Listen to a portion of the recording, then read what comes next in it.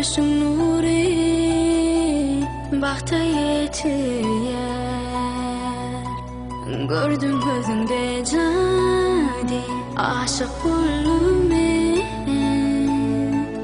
Bu kalbimi bol şafife canım beni al beni yine yanına al beni. Söyle beni dinle beni ezizim ömür boyu söyle beni. Canım beni al beni yine yanına al beni. Söyle beni dinle beni ezizim ömür boyu söyle beni. Gecelerime nur saç yıka koyma sen. Sensiz kalsam güneş doğmaz ben için. Kul uyan ben senin baktım olmana.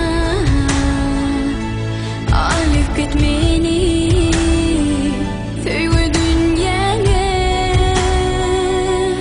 Canım beni al beni yine yanına al beni. Söyle beni dinle beni ezizim ömür boyu söyle beni. Canım beni al beni yine yanına al beni. Söyle beni dinle beni ezizim ömür boyu söyle beni.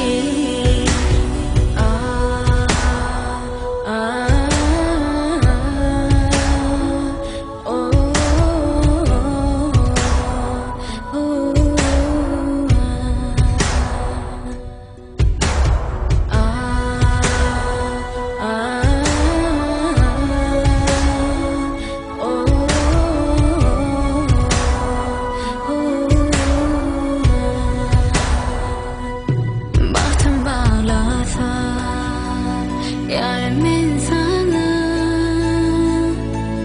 batledermin beni dünyada.